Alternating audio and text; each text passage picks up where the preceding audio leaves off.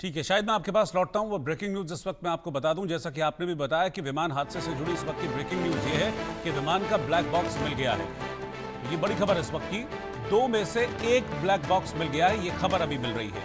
Cockpit voice recorder भी बरामद कर लिया गया है। इस वक्त की ब्रेकिंग न्यूज, बड़ी खबर, कॉकपिट वॉइस रिकॉर्डर और ब्लैक बॉक्स दोनों बरामद कर लिए गए हैं और इन दोनों का मिलना बहुत इंपॉर्टेंट है। हालांकि मैं आपको यह भी एक चीज बता दूं कि इन दोनों के मिलने से फौरन सारी चीजें मिल जाएंगी, ऐसा भी नहीं है, क्योंकि आप ये समझ लीजिए कि जो मैसेजेस अंदर होते हैं इस वॉइस रिकॉर्डर के अंदर या फिर ब्लैक बॉक्स के अंदर, उनको कई बार डिकोड करना पड़ता है, तो इसमें कम से कम 5, 7, 10 दिन का वक्त भी लग जाता है। तो थोड़ा सा इंतजार करना होगा और उसके बाद इस हादसे की एग्जैक्ट वजह निकलकर सामने आएगी। ये पता चल पाएगा कि कॉकपिट वॉइस रिकॉर्डर में उस दौरान क्या रिकॉर्ड हुआ, आखिरी पलों में क्या बातचीत हो रही थी दोनों पायलटों के बीच में, और ब्लैक बॉक्स में क्या मैसेज रिकॉर्ड हुआ है। इसके लिए मुझे लगता है कि 5-7 दिन कम से कम इंतजार करना होगा, तब ये डेटा निकलकर सामने आएगा, क्योंकि उसको एनालाइज भी करना पड़ता है। शाहिद लगातार मेरे साथ इस वक्त बने हुए हैं। शाहिद इस समय अहमदाबाद के सिविल हॉस्पिटल में हैं। शाहिद, डीएनए सैंपलिंग यहां हो रही है या बीजे मेडिकल कॉलेज में हो रही है, दोनों जगह कराई जा रही है?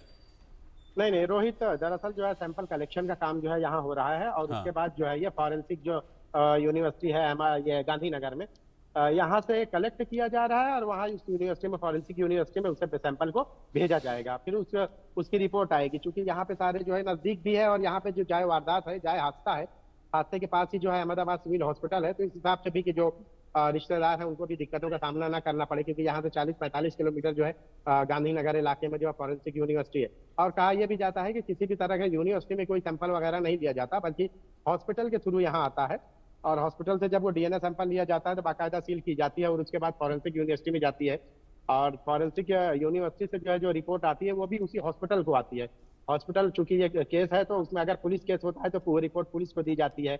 अब इस तरह के केसेस हैं तो इसमें मैच करने के लिए जो है यहाँ दिया जाएगा। फिर जो फैमिली और जो मृतक हैं उनके डीएनए जो है रिपोर्ट जो है मैच कराई जाएगी। फिर जिसके जो परिजन रहेंगे उनको शव जो है उनके अंतिम संस्कार के लिए उनके हवाले किए जाएंगे।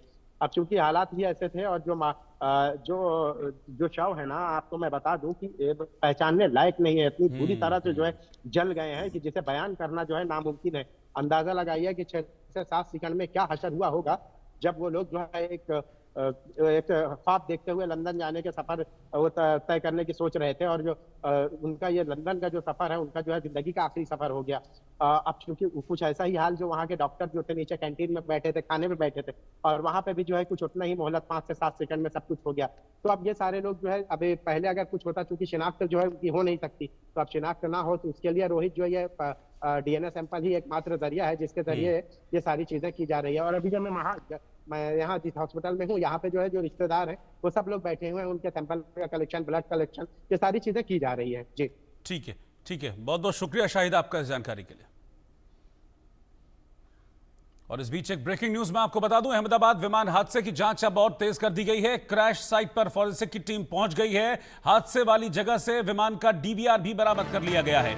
इस वक्त की ब्रेकिंग न्यूज में आपको बता रहा हूं, फॉरेंसिक टीम मौके पर है और वो लगातार इस तरह के एविडेंसेस, साइंटिफिक एविडेंसेस ढूंढ रही है जिसके जरिए इस हादसे की वजह का पता चल सके। दरअसल आप ये समझिए कि बहुत सारे सबूत, बहुत सारे साइंटिफिक एविडेंसेस को जुटाना पड़ेगा, फिर उन सबको एक साथ रखना पड़ेगा, फिर उनको एनालाइज करना पड़ेगा, फिर उनको जोड़ना पड़ेगा आपस में कड़ियों को, और तब जाकर हादसे की जो असल वजह है वो निकलकर सामने आएगी। इसमें ब्लैक बॉक्स का भी उतना ही इंपॉर्टेंस है, इसमें वॉइस रिकॉर्डर का भी उतना इंपॉर्टेंस है, इसमें डीवीआर का भी उतना इंपॉर्टेंस है, इसमें बाकी और जो फॉरेंसिक एविडेंसेस हैं वो भी उतना ही इंपॉर्टेंट, उतना ही जरूरी है। तो ब्रेकिंग न्यूज ये है कि हादसे की जांच इस वक्त तेज हो गई है और डीवीआर भी बरामद कर लिया गया है। फॉरेंसिक टीम इस वक्त मौके पर है और जो भी अहम, जरूरी और इंपॉर्टेंट फॉरेंसिक एविडेंस है, साइंटिफिक एविडेंस है इस हादसे का, उसको कलेक्ट कर रही है, उसको जुटा रही है, ताकि जल्द से जल्द ये सबके सामने आ सके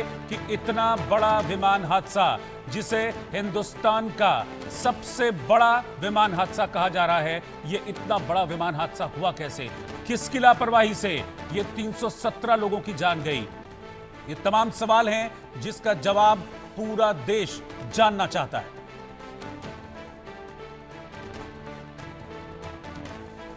इस बीच में आपको बता दूं, ये तस्वीरें आप देख रहे हैं, ये अस्पताल की तस्वीरें हैं जहां पर मरीजों को रखा गया है, जो घायल हैं इस हादसे के, उनको रखा गया है और उनके इलाज में किसी तरह की कोई कमी ना आए, इसीलिए यहां पर लगातार जो जरूरी मेडिकल इक्विपमेंट्स हैं, दवाएं हैं, जो फैसिलिटीज हैं, वो प्रोवाइड कराई जा रही है। युद्ध स्तर पर आप समझिए कि इस वक्त काम हो रहा है अहमदाबाद में, क्योंकि हादसा बहुत बड़ा है। इस हादसे में ऑलरेडी 317 लोग अपनी जान गंवा चुके हैं और कोई कैजुअलिटी इसमें ना हो, इसीलिए जो मेडिकल टीमें हैं, रेस्क्यू टीमें हैं, पुलिस की टीम है, वो जी जान लगाकर काम कर रहे हैं।